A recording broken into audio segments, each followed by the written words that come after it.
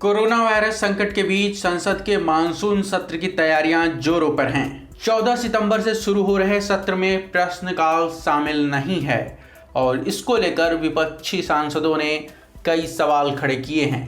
कांग्रेस से लेकर तृणमूल कांग्रेस के नेताओं ने सरकार पर सीधा निशाना साधा है।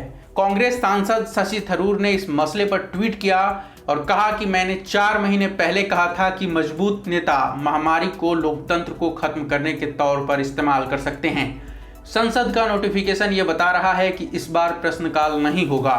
हमें सुरक्षित रखने के नाम पर यह कितना सही है। शशि थरूर ने एक और ट्वीट में कहा कि संसदीय लोकतंत्र में सरकार से सवाल पूछना एक ऑक्सीजन की तरह है, लेकिन ये सरकार संसद को एक नोटिस बोर्ड की तरह बनाना चाहती है और अपने बहुमत को रबर स्टाम्प के तौर पे इस्तेमाल कर रही है। जिस एक तरीके से अकाउंटेबिलिटी तय हो रही थी उसे भी किनारे कर दिया जा रहा है। शशि थरूर के साथ राजीव शुक्ला ने भी ट्वीट कर निशाना साधा।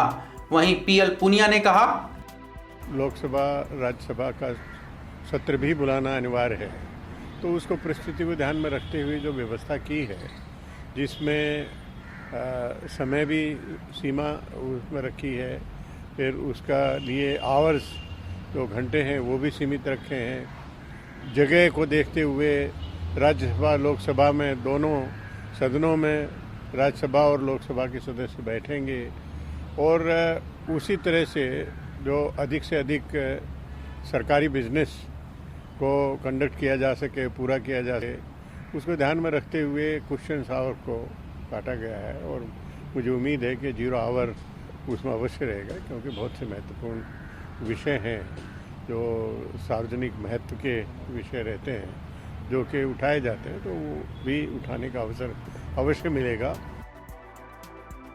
शशि थरूर के अलावा टीएमसी सांसद दिनेश त्रिवेदी ने भी सरकार पर निशाना साधा। उन्होंने कहा कि हर सांसद का फर्ज है कि वो इसका विरोध करे, क्योंकि यही मंच है कि आप सरकार से सवाल पूछ सकें। और अगर ऐसा हो रहा है तो क्या यही नया नॉर्मल है जो इतिहास में पहली बार हो रहा है? त्रिवेदी के अलावा टीएमसी नेता डेरेक ओब्रायन ने भी सरकार पर ट्वीट कर निशाना साधा और प्रश्नकाल को हटाने पर सवाल पूछे।